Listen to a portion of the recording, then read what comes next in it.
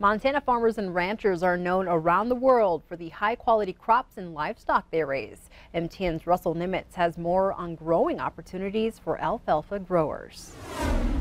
Montana can grow good hay, and just a matter of meeting those requirements that are necessary for the either export market or the California dairy market. Alfalfa growers in Montana primarily raise hay for beef cattle. Regardless, last year's drought cut production significantly.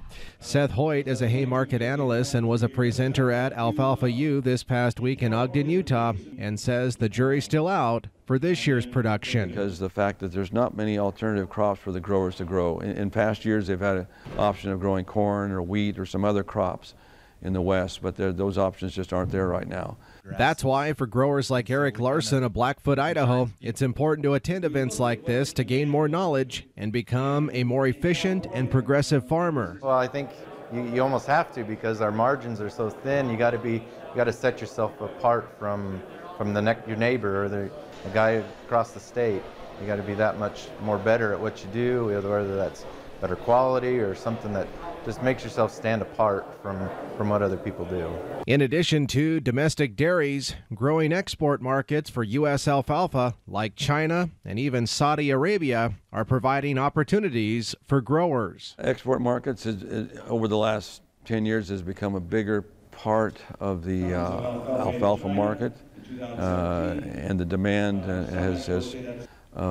it's been a big factor as far as what the market has done and what the demand is for alfalfa hay in the western states. New technology like genetically modified alfalfa is also helping growers raise higher quality alfalfa crops. It's been a tool in our toolbox, so to speak, that we can use that technology to get a good established stand base of our alfalfa and keep it clean.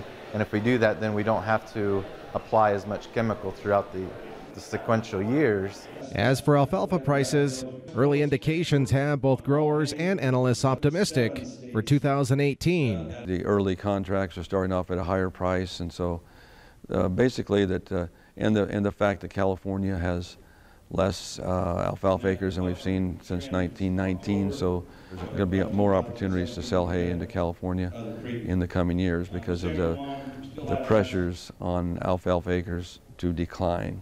Reporting from Ogden, Utah, I'm Russell NEMETZ, MTN News. And Russell says the Montana Alfalfa Seed Advisory Committee will meet February 19th right here in Billings. The committee provides direction and research for marketing toward the continued growth of alfalfa seed industry of Montana.